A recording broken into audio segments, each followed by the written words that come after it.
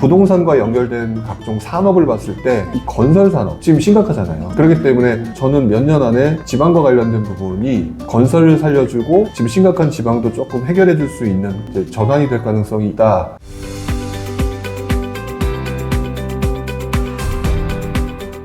그럼 최근에 정부가 이제 그린벨트를 풀어서 5만 호를 공급하겠다라고 했었잖아요. 네. 이 부분에 대해서는 집값에 대해서 어떤 영향을 줄 거라고 생각하세요? 별 영향 없습니다. 개인적으로 별 영향이 없다라고 보는 게 뭐냐면 이 부동산 시장에서의 공급은 어떻게 좀 표현이 이상한지 모르겠지만 이렇게 해서 공급할 거야 라고 하는 블러핑을 친 거다.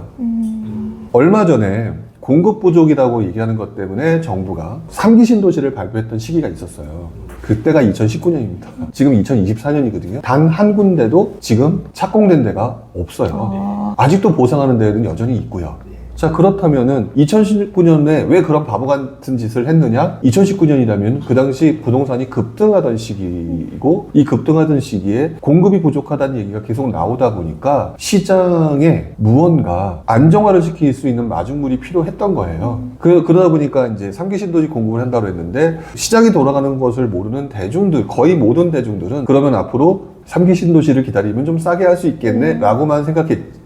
이게 언제 한다는 걸 몰랐잖아요. 이번에 지금 공급한다라고 하는 서리풀 지구라든지, 의왕 오전 쪽에 있는 거라든지, 의정부 용현, 고양 대구, 이런 것들을 하겠다라고 얘기하는 것들은 정부 이렇게 하고 있으니까 니네들 좀 가만히 있어라. 약간 정치적인 부분이 좀 반영된 부분이다. 정치적이라는 거에서 조금 부정적으로 보실 건 없는 게 나중에 분명히 할 거예요. 근데 3기 신도시가 이렇게 많은데 아직 안 됐잖아요. 그럼 어느 순간엔 미친 듯이 들어온다고요. 그러면 공급 물량 터지면 집값 또 떨어질 수밖에 없는데 정부는 시장이 또 떨어지는 것도 싫거든요. 그럼 지금 얘기하는 뭐 서리풀이나 잠깐 뒤로 미루고 이렇게 하면서 또 시장을 좀 안정적으로 움직이게끔 할 거거든요. 그 대표적인 사례가요, 검단 신도시예요. 검단 신도시 발표가 아마 정확한 연도는 기억 안 나지만 지난장이라고 표현하는 2007년도, 2008년도 요때예요. 요때 발표 났거든요. 그 당시에 제가 실제로 검단 신도시가 발표가 났을 때 저 진짜 검단 현장에 가 있었어요. 난리, 무슨 아파트인지 오래돼서 3랑 뭐 있었어요. 아파트가 그 당시 분양했는데 모델하우스 정문 깨지고 난리도 아니었었어요. 그거 하나 때문에. 근데 검단 신도시 지금까지 짓고 있잖아요. 그게 뭐냐? 그 이후에 시장이 위축되면서 제대로 진행이 안 됐던 거죠. 근데 또 그거 말고 위례 신도시나 또 이런 건 또 빨랐어요. 위례 신도시는 사실 나중에 발표했거든요. 그때는 송파 신도시 뭐 이렇게 표현을 하면서 했었는데 발표는 검단이 언제였는데 막상 진척도가 빠른 거는 위례였다. 즉 사람들에서 입맛에 맞는 것에 우선순위와 따라서 움직였다는 거죠. 그럼 서리풀이 먼저 나올 수도 있는 거예요? 네, 뭐 나올 수도 있는 거죠. 물론 서리풀이면 뭐 서초구 신원동이라든지 아마 그린벨트 지역이라 금방 또 할 수 있겠죠. 근데 그렇다 하더라도 그 땅을 가진 사람이 보상금 그 정도 받고 바로 할 거냐? 그렇지는 않을 거라고 보여져서 적정한 시장은 걸릴 거라고 봐요. 그래서 지금 이 3기 신도시 말고 이번에 발표됐던 이것들은 공급이 부족하다라고 하는 시장의 컨센서스가 있기 때문에, 그리고 3기 신도시 여태까지 안 한다는 것 때문에 우리 이렇게 하고 있단 말이야. 사업계획서 보여준 거예요. 사업계획서 보여주고 난 다음에 쫙 풀어헤치니까 많긴 많네. 그러면서 몇 명은 가만히 좀 있어야 되겠네. 이런 상황을 만들어주려는. 주식시장으로 치면 자꾸 주가가 과열되니까 우리 5년 뒤에 유상증자 할 거야, 10년 뒤에도 할 거야, 이런 식으로 약간 좀 겁을 좀 주는 거네요. 약간 그런 부분이 좀 있다라고 봐요. 그럼 이게 진척 속도가 늦어지면 결국에는 또다시 강남으로 이렇게 가는 게 아닐까요? 그 진척 속도와 상관없이 사람들의 로망은 강남이에요.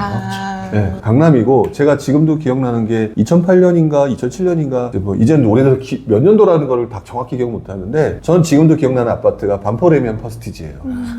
미분양이었어요, 그 당시에. 근데 그때 사람들의 분위기가 미친놈들이다, 이걸 왜 하냐. 근데 지금은 그거보다 훨씬 더 비싼 가격인데 못 가서 한달이거든요. 그때 그게 고분양가 논란이라 평당 5천이었나요? 그렇죠. 엄청나게 고분양가였단 말이죠. 근데 결국 뭐냐? 우리 경제에서 말하는 인플레이션 효과잖아요. 장기적으로 보니까. 그리고 누구나 로망인 강남이었고, 더더구나 그때 드디어 이제 반포가 이제 천천히 천지개벽을 하고 있는 시기고, 그러면서 이제 반포가 뒤바뀌고 있는 시작인데, 마침 또 그때 뭐 금융위기 터지고 기타 등등 이런 것들이 맞물리니까 사람들의 심리가 위축되는데, 지금 그 생각하는 사람이 있나요? 못 가서 한 달이지. 그거보다 몇 배가 올랐는데 그 돈 더 주고라도 들어가려고 하는 사람이 있다? 그럼 결국에는 앞으로 시장이 또 뭐 위축이 되든 또 상승이 되든 간에, 아니 냉정하게 많은 분들이 압구정 외치겠죠. 그리고 또 요 며칠 사이에 서울시가 또 발표한 게 수서예요. 수서 택지개발지구 좀 약간 바꾸겠다. 이게 발표가 났어요. 났으면 강남에다가 또 휘발유 하나 또 얹어준 거죠. 그 휘발유가 언제 터질지 모르겠지만 제가 볼 때는 부동산 투자자들한테는 기존에는 압구정보다는 그동안은 개포였거든요. 아무래도 개포 쪽이 쭉 개발이 많이 됐었으니까. 그리고 반포 쪽. 아무래도 메인은 반포고 그랬는데 어떻게 보면 새로운 판을 또 깔아주고 있는 것 같아요. 수서 이런 지역 같은 경우는 뭐라 그럴까 거기도 층고가 좀 낮은 편이고 또 오래됐고 거기는 또 수서역이라는 SRT나 이런 게 있기 때문에 완전히 봉황에다 날개 달아주는 형식이 되니까 그거를 본 또 사람들이 또 덤벼드는 그러면 또 다른 지역들 안 가고 또 누군가는 또 다시 정부의 규제가 또 강화가 되면 똘똘한 한채는 여기야 또 이러면서 달려들겠죠. 매번 반복인 것 같아요. 그리고 또 최근에 정부에서 디딤돌 대출과 관련해서 오락가락 규제를 걸어줬잖아요. 네. 이렇게 정부가 오락가락하는 이유가 또 뭔지도 궁금합니다. 저는 오락가락 하는 거 아니라고 봐요.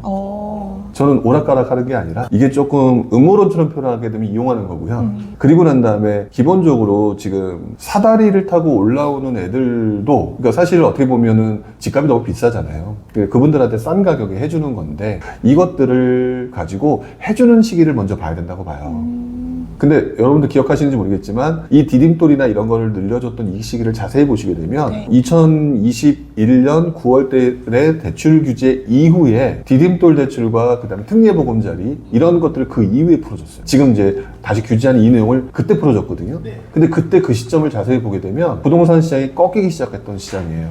그리고 꺾이면서 그 당시에 우리나라 부동산 시장의 대어라고 불리는 둔촌주공이 진행되고 있던 시기거든요. 지금도 진행되고 있는. 근데 둔촌주공이 거래가 갑자기 죽으면서 난리가 나는데 이 둔촌주공이라고 하는 동네가 예를 들어 파국이다. 이런 상황이 되게 되면 나머지 시장이 영향을 엄청나게 받는 상황이 됐었을 거예요. 그러면서 그 당시 욕을 먹어가면서 둔촌주공 살리기라는 게 나왔거든요. 마찬가지로 그 시기에 디딤돌이라든지 특례보금자리가 나온 거예요. 왜? 투자자들을 얘네들한테 뭔가를 풀어주면 얘네들은 수십 채를 사는 애들이잖아요. 근데 정부 입장에서 얘네들은 안 되는 거죠. 얘네들은 흔히 말하는 이 사회에 약간 필요악 같은 존재처럼 보여지니까 얘네들한테 기회를 줄 리가 없는 건데 그렇다면 꽁 대신 닭이지만 사회적인 약자인 젊은 분들, 신혼부부들 이런 부분들한테 풀어주면서 뭔가 조건을 줘야 된다라고 얘기를 한 거죠. 그래서 그분들한테 푼 거란 말이에요. 그때 다주택자리 얼마나 정부를 욕했느냐면 도대체 세상 이렇게 불평등하게 나 때는 신혼부부 때 이런 거 안 해주더니 뭐 이런 거 해준다. 하지만 뭐 옛날 입장만 따지게 되면 다주택자가 훨씬 더 유리했던 상황이잖아요.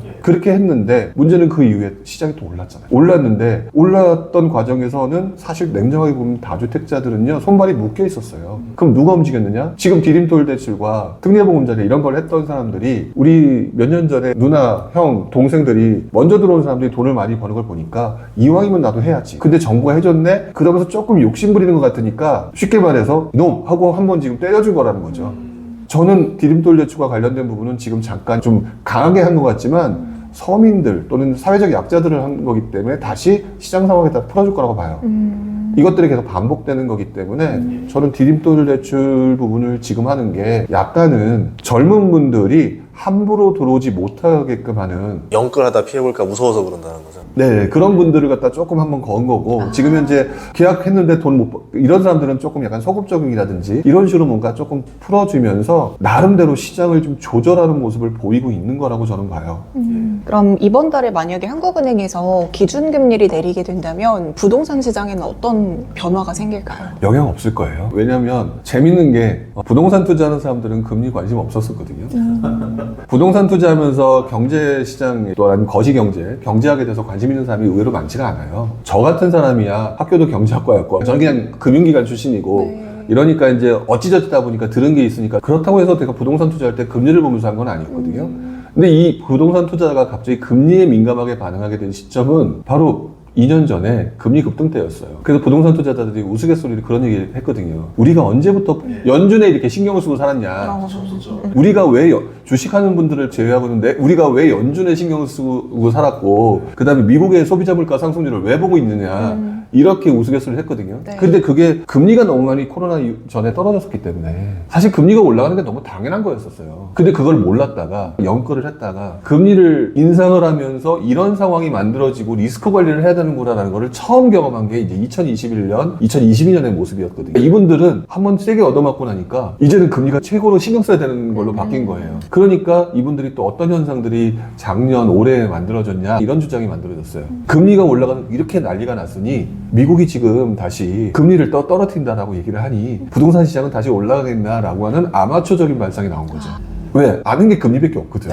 아는 게 미국의 기준금리밖에 없었거든. 그러니까 무슨 얘기를 했느냐. 미국의 기준금리와 우리나라의 대출금리는 달라요. 대출금리는 기본적으로 국고채를 기반으로 한 가상금리 플러스 알파기 때문에 이게 움직이는 게 다른데 또 이제 기준금리가 떨어지니까 부동산도 올라간다는 이런 소리가 나온 거거든요. 그래서 얼마 전까지는 금리가 온 세상을 영향을 미치는 모든 만능의 근원인 것처럼 표현을 했다가 이제 이분들이 또 하나를 배우기 시작했어요. 얼마 전에. 이게 바로 대출 규제예요. 그래서 지금 미국의 금리 인하라고 하는 부분에 대해서 이제 이것도 아닌가? 라고 하는 시장 상황이 이제 조금 느껴가고 있는 거죠. 미국이 금리 인하 벌써 했잖아요. 우리도 금리 인하 했잖아요. 근데 대출금리 지금 올라가고 있어요. 그럼 거기에 국고채가 뭐 무슨 문제 있어? 이런 것도 볼 것이고 또 지금 가상금리 올렸잖아요. 가상금리 올린 이유가 왜 올렸지? 이런 것들을 이제 알기 시작하면서 미국의 기준금리 인하라고 하더라도 국내에서 어떻게 운영하느냐에 따라 달라지는구나 라는 것들을 이제 알기 시작할 테니 미국의 기준금리 인하에 대해서 관심보다는 이제는 대출 규제 언제 풀어? 대출 규제 어떻게 하는 거야? 이제 사람들의 심리가 이동해버렸어요. 금리에 대해서는 작년, 재작년에 기대했던 그거에 비해서는 별 영향이 없을 거라고 보여지고요. 대출 규제와 대출 규제 완화, 그리고 그 본질적으로 부동산 투자자들한테 지금 현재 관심도가 높은 건 딱 몇 개가 있어요. 취득세 완화. 그 두 번째, 세 번째 집일 때요? 네, 그렇죠. 왜냐면 다주택자들이 지금 현재 너무 많이 힘들기 때문에 뭔가 팔거나 이러고 싶은 상황이잖아요. 취득세 완화라거나 또는 양대세 감면을 한다거나 다주택자 중과라고 하는 부분을 어느 정도 풀어준다라는 것에 다시 원래 거기 신경 쓰고 있었던 것들로 다시 돌아오고 있는 거거든요. 그리고 저는 개인적으로 그런 거에 신경 쓰는 게 맞다라고 봐요. 미국의 기준금리, 제가 부동산 투자하면서 느낀 거지만 미국의 기준금리 같은 외부 거시 경제 변수를 진짜 신경 써야 되는 시점은요. 급등기에 과도한 가계부채 증가는 그 다음에 대출 규제가 발생하고 여기에 따라서 항상 금융 시스템 붕괴 가능성이 만들어지기 때문에 이때부터 외부 거시 경제 변수를 보는 게 부동산은 특히 맞는 거고 지금은 그게 아니거든요. 그러니까 자연스럽게 지방 같은 경우는 지금 경제 안 좋잖아요. 부동산 경제가 안 좋잖아요. 그러면은 서울도 이제 수도권도 찜찜하지. 그러면 지방도 안 좋지. 흔히들 말하는 대로 대한민국 부동산은 개판인 거예요. 그러면 또 다시 살려야 되는 상황이 만들어지는데 과연 서울과 수도권을 살려서 또다시 벌집을 만들어 놓을까? 뭐 이런 생각을 하게 되면 뭔가 또 다른 시장으로 가면서 규제 완화가 만들어지는데 그게 또 몇 년 사이에 만들어지게 될 거라고 보여지는 시장이거든요. 그러면 이제 그때부터는 금리 하나도 신경 안 써요.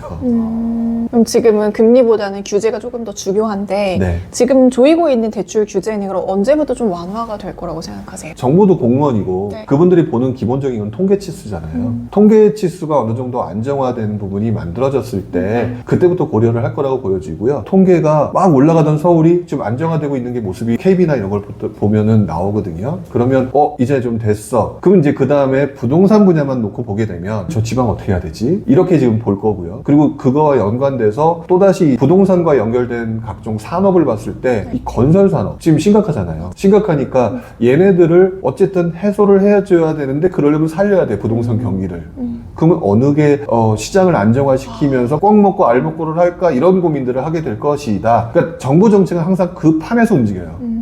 그렇기 때문에 저는 몇 년 안에 지방과 관련된 부분이 지금 지방이 미분양이 많기 때문에 건설을 살려주고 지금 심각한 지방도 조금 해결해 줄 수 있는 꽉 먹고 알 먹고라고 하는 부분들로 이제 전환이 될 가능성이 있다. 그렇게 흘러가게 될 거기 때문에 그때쯤 되면 그 지역은 뭐 대출 규제나 완화나 이런 것들은 자연스럽게 만들어지겠죠. 그리고 실제로 그때의 똑같은 사례가 2009년도에 지방주택 활성화 대책이었어요. 당시에. 왜냐면 2000년대 초반부터 2008년 그 금융위기 오기 전까지 서울과 수도권은 미친장이었거든요. 당시. 미친장이었는데 반대로 거기가 미친장인 만큼 돈 되는 곳에 사람들이 몰려드니까 지방장은 속된 말로 개판 5분전 이런 상황이었거든요. 그래서 2007년, 8년 요때부터 조금씩 풀어주기 시작을 해요. 근데 서울과 수도권 높고 얘는 낮으니까 부동산을 다 살려주면 얘부터 터뜨릴 거잖아요. 그러니까 얘는 누르면서 얘만 살짝 올려주는 활성화 대책이 그때 2008, 2008년 이후부터 2009년 연속해서 나오기 시작해요. 그게 아까 말씀드렸던 지방의 취득세 완화, 양도세 감면,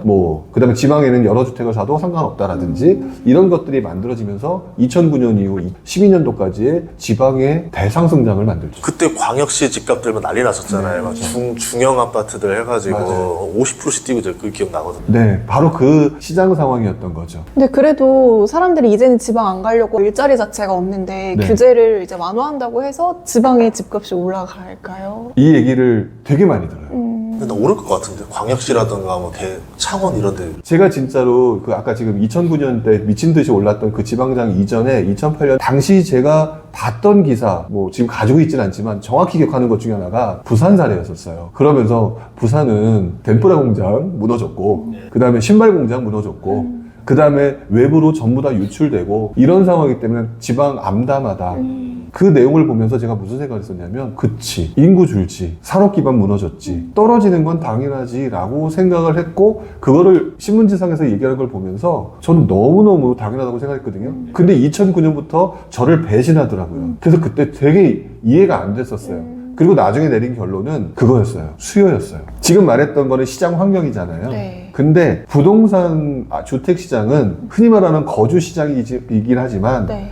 투자재예요. 냉정하게. 네. 그리고 제가 수요라고 했잖아요. 네. 제가 이제 나름대로 분석을 하면서 분리를 하기 시작한 게 뭐냐면 실수요하고 가수요를 분리를 해야 되겠다 라고 생각을 했던 거죠. 우리 이제 사회자분께서 말씀하신 이 논리는 철저하게 실수요로 얘기하신 논리예요. 실수요가 부산의 인구가 줄어드니까 당연히 집이 늘어나더라도 떨어지는 건 당연한 거 아니야. 이게 논리 맞잖아요. 그리고 경제학에서도 항상 얘기를 할 때 보면 뭐뭐는 다 일정하다는 가정하에 얘기를 한단 말이죠. 생각지도 않았던 가수요가 들어오는데 가수요가 들어올 때 이 가수요의 행동 패턴을 자세히 보시게 되면요.